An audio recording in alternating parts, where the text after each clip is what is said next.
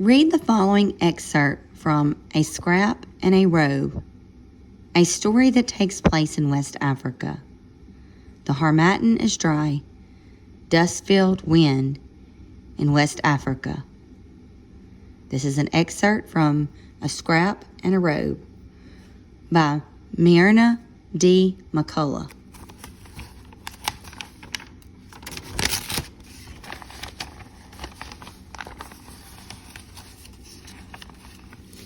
The West African harmattan whipped up a billow of dust.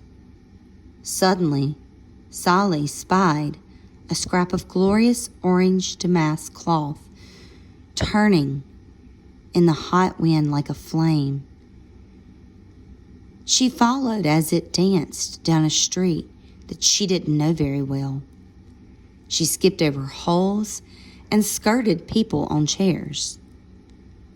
All at once the wind died down, and the scrap settled gently on the scratchy sandy road. Sally picked up the cloth and gazed at it with admiring eyes. She turned it this way and that in the sun and imagined herself in a flowing donkey made of such cloth. This was a treasure, and she would take it home for her little wooden doll. It would surely make a lovely headpiece for that lucky one. Sally wandered back the way that she had come, slowly now. At the corner of the street, she passed the table vendor, who was selling his dusty packets of tea and 2 pill packs of aspirin. She passed Ami's mother, roasting peanuts and selling them by the handful.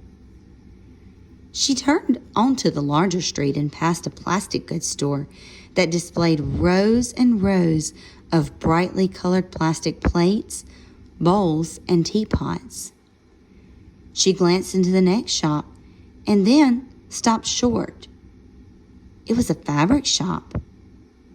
There, on the high counter, was an entire bolt of the same wondrous cloth that she held in her hand. The next day, Sally went back to the cloth shop. She stood near the door and watched the storekeeper. He measured and cut as one person after another bought pieces of cloth. Her prized orange damask was back on a high shelf to the rear of the store.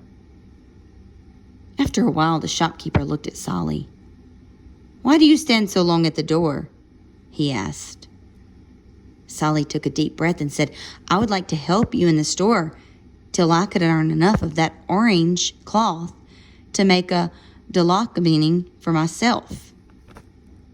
The orange fabric glowed in a shaft of light from the uncovered bulb at the back of the store. "No, that is very special and expensive cloth, little one," the shopkeeper told her. So she swept the courtyard and threw away scraps. She pushed big rolls of cloth back and forth. She ran to buy cough drops and peanuts and cola nuts for the shopkeeper. For days and days, she worked. Finally, one day the store owner laid down the lustrous roll of orange damask and measured out several yards. "You've worked well for this cloth, Sally," he said. "I thank you." Sally rushed straight home with her treasure. Carefully, she placed the cloth in her trunk. But how was she to get the dolky made? Sally did not know how to sew, and her mother always had their clothes.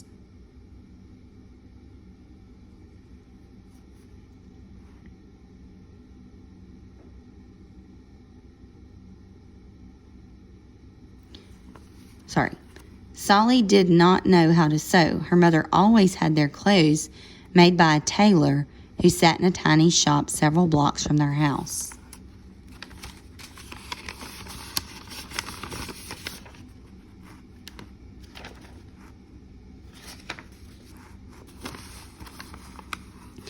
Sally went and stood under a tree near the tailor's shop.